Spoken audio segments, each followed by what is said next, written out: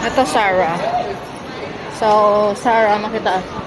Doon ng MTR, exit ARB. Dito, Sarah. Tapos, dito kalamig ko, na Meritza.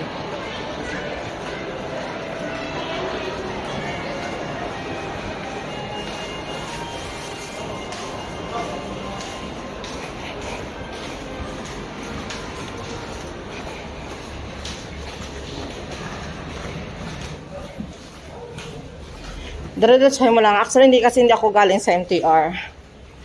Galing kasi ako sa activity ng alaga ko. So, kumbaga the size, ganina pinakita ko. Exit A lang. Tapos dire-diretsahin mo lang yan sa Newtown Plaza. Tapos ito, Lucky. Punta tayo sa may Lucky Plaza. So, basta makita mo lang yung Sarah dito sa loob ng Newtown Plaza. Makita mo tong hallway na to. Dire-diretso lang siya.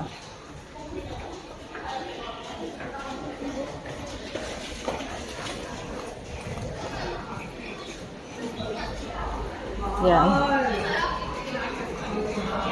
Hindi natin masyado pinapakita yung tao, no?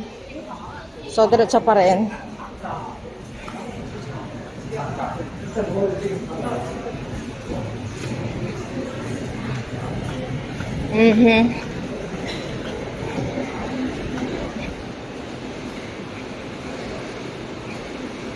Makita niyo naman yan.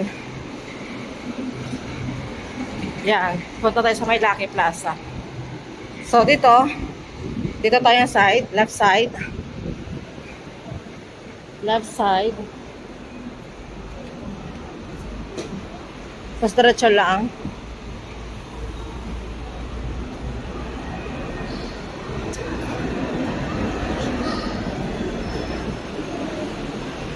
Wala na dito yung binibilhan kung ano, mamurahing mga damit. Sarado na rin. So, may mga bata kasi. Yan.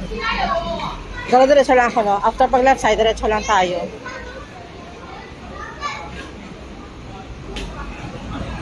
Tapos yan. So, dito tayo, guys. Kita nyo yung GAC Motor. Yan ang sign. GAC Motor.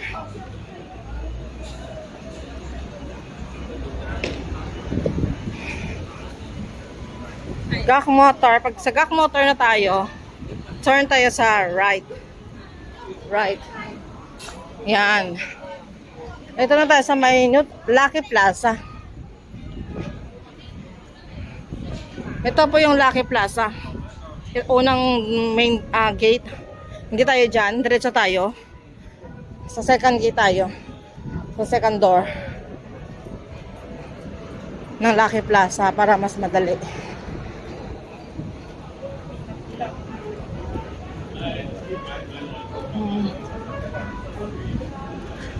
Oh, Thai. Masarap to, oh. Thai food. Masarap din Thai food. Vietnam.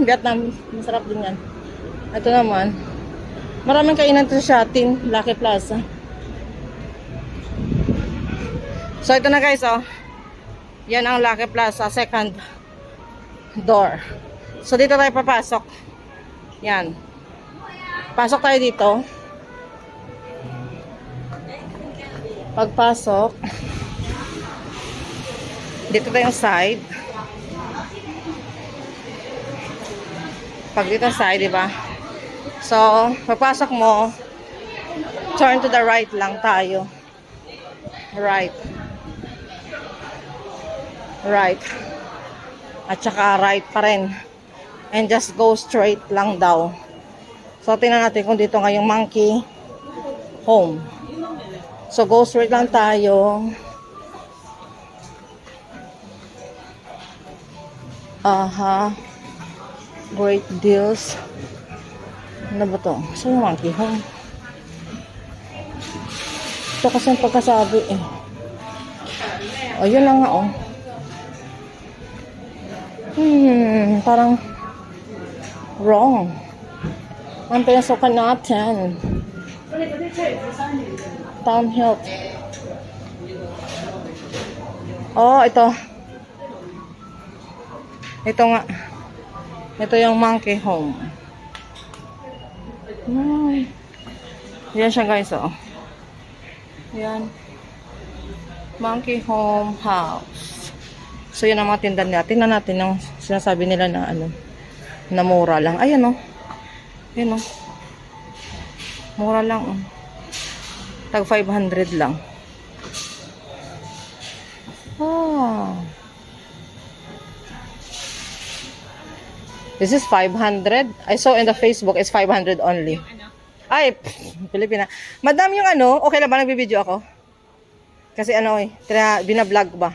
Meron ako kasi nakita na 700 na, yung parang tablet na may keypad. Yes, ito po. Ito po. Ba't 999 yan? Ay, ang ganda pa tingin, pwede pa ano ko lang. 7 ano? 7, Oh, hanggang kailan to?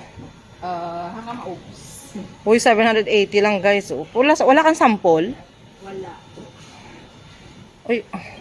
Ayan guys, itong target ko talaga kasi regalo ko sa anak ko. 780. Uy, maganda to. Maganda, madam. Okay ba? Okay naman, maraming bumili. Kanina may bumili pero wala akong... Kasi para sa pabata lang, no?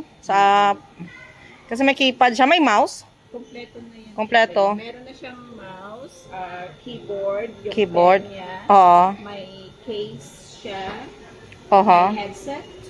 May card reader. Oh. USB. Ayan guys, kompleto siya guys. So, 780. Uy, ito talagang tinarget ko puntahan eh. Ano nito, madam? Ang gift. 12 pieces of kisses na box. 12 box of kisses and then shoes. Anong box? Ayan, yung naka-red na yan, kisses. Ano? Ah, kisses. Wow, 12 bucks? O yun, bili mo yun. 780. Tapos meron kang 12 pieces na ganito. O may libreng chocolate na tayo. Tapos meron pang shoes, no? 35 size meron? Panlalaki ba yan?